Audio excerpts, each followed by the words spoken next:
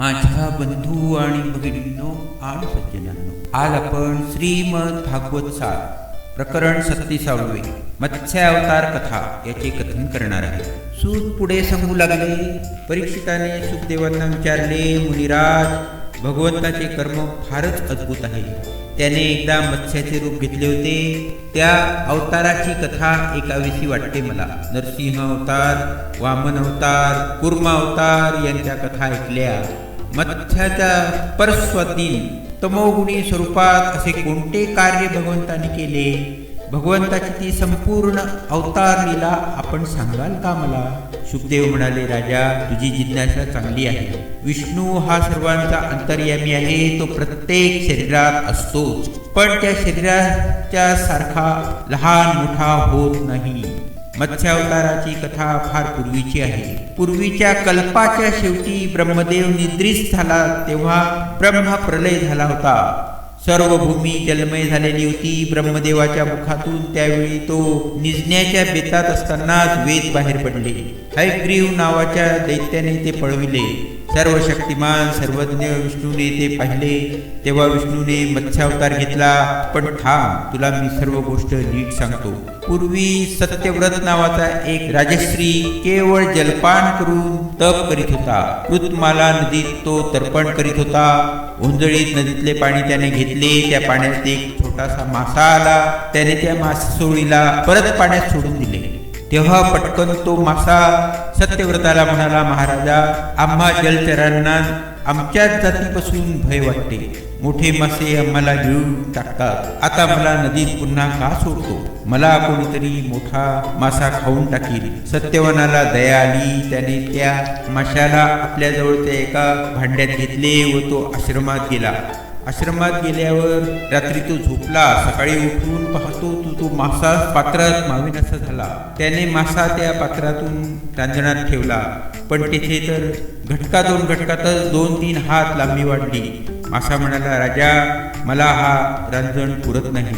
मला जास्त मोठा जलाशय हवा. सत्यव्रताने रांजण उचलला. त्या सरोवराच्या काठी गेला व आतल्या पाण्यासह मासा सरोवरात सोडून दिला. तेथेही मासा मोठा झाला. तेव्हा शेवटी नदी मार्गाने त्याला सत्यव्रताने समुद्रात सोडले. मासा म्हणाला, राजा, समुद्रातले मोठे मासे सुसरी मला खातील. मला समुद्रात सोडू नको.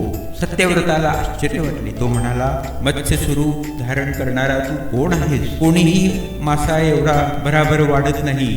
मला वाटते आम्हा भक्तांवर कृपा करणारा भगवान श्री हरीच तू आहेस. देवा, मला आपला मत्स्य स्वरूप घेण्याचा हेतू सांगावा. भक्तांची प्रार्थना भगवान ऐकतोच शकतो. आपले हे दर्शन किती अद्भुत आहे.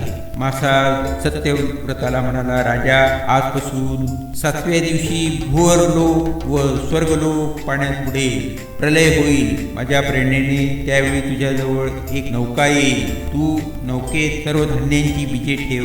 सर्व प्राण्यांची सूक्ष्म शरीरे घे. सप्तर्षींना बरोबर घे व त्या नौकेत चढ. सर्वत्र अंधार होईल. प्रलय काळाचा महासागर सगळीकडे पसरेल. ही भूमी पाण्यात जाईल. तेव्हा मी या रूपाने तुझ्याजवळ येईल. तुझी नौका तू माझ्या डोक्यावर एक शिंग असेल त्याला बांध. जोपर्यंत ब्रह्मदेवाची रात्र असेल तोपर्यंत मी सप्तर्षींना, तुला व सर्व प्राण्यांच्या निकेत ठेवून सागरात सुरक्षितपणे विहार करील. तू मला त्यावेळी जिज्ञासेने प्रश्न कर की मी तुला ब्रह्मज्ञान देईन. आता मी या समुद्रात जातो. तू माझी आठवण ठेव. सांगितलेले ते विसरू नको. समय योग्य आला की मी नौका आणीन व मागोमाग स्वतः येईन. मासा तात्काळ समुद्रात दूर खोलवर गेला. दिसेनासा झाला. तीरावर सत्यव्रत पाहतच राहिला. एकटा समोर निळा सागर, मासा अदृश्य, वर आकाश, मागे विशाल भूमी. पूर्ण शांततेचा भंग फक्त लाटाच करीत होत्या. सत्यव्रताने 7 दिवस वाट पाहिली आणि 7व्या दिवशी सागराने मर्यादा ओलांडली. प्रचंड वादळे झाली. मेघांनी आकाश भरले. पावसाने सर्वत्र जलामय झालेली पृथ्वी पाण्यात जाऊ लागली. धान्य, वनस्पती, प्राणी, ऋषी यांच्या सत्यव्रताने एकत्र केले. सप्तर्षींना तो म्हणाला, ऋषींनो, तुम्ही भगवंताचे ध्यान करा. त्यांची आपण प्रार्थना करू. तोच आपल्याला या संकटातून पार करेल. ऋषी प्रार्थना करू लागले. ती पहा. एक मोठी दिव्य नौका प्रचंड लाटांवर हेलकावे खाती येत आहे. उंच खडकावर हात जोडून उंच उभा असलेला सत्यव्रत एकदम आनंदाने ओरडला, भगवान विष्णूंचा जय असो. सर्व सप्तर्षी घोषणा करीत होते. नौका जवळ येण्याची वाट पाहू लागले. खडकावरून झरझर उतरत सत्यव्रताने मोठ्या खडकावर न आपटेल अशी धरली. लाटा आपटतच होत्या, त्यापेक्षा वर ती सर्वांनी ओढली. सूक्ष्म प्राणी शरीरे, धान्य, महत्वाच्या जीवनकोटींच्या प्रतिमाने मातृका पुढील सृष्टीत उपयोगी सृजन असलेली दैवी शक्ती सप्तर्षी यासह सत्यव्रत त्या नौकेत चढला. पुन्हा प्रार्थना. सर्वांनी विष्णूंचा धावा केला. तेव्हा महाप्रचंड मत्स्यांचा आकार उसळत्या लाटातूनही आणखी उंच असा मध्ये दिसू लागला. थोड्याच वेळात नौकेच्या जवळ तो मासा आला. 4 लक्ष कोस विस्ताराने त्याचे शरीर. सत्यव्रताने वासुकी नागाच्या साह्याने ती नौका त्या मत्स्याच्या शिरोभागी एक उंच शिंग होते त्याला बांधली. मत्स्याने एक वळण घेतले. प्रचंड शेपटीचा अगदी थोडी हालचाल केली. ती नौका त्याच्या शिंगांवर लहानशी दिसत होती. नौका खडक सोडून सागरात त्या मत्स्याच्या आधाराने जाऊ लागली. हा मत्स्य म्हणजे श्रीहरीच होय. सत्यव्रत सप्तर्षींना म्हणाला. सत्यव्रताने भगवंताची स्तुती केली आणि स्वतःला अज्ञानाच्या अंधारातून आत्मज्ञानाच्या प्रभेत न्यावे अशी विनंती केली.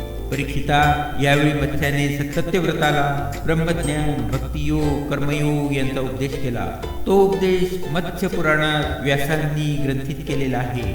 ब्रह्मदेवाची निद्रा म्हणजे सृष्टीचा प्रलय, त्याचे जागे होणे म्हणजे सृष्टीचा प्रारंभ. ब्रह्मदेव जागा झाला त्यावेळी हयग्रीव दैत्याला भगवान विष्णूने मत्स्य रूपाने मारले व वेद पुन्हा ब्रह्मदेवांच्या हाती दिले.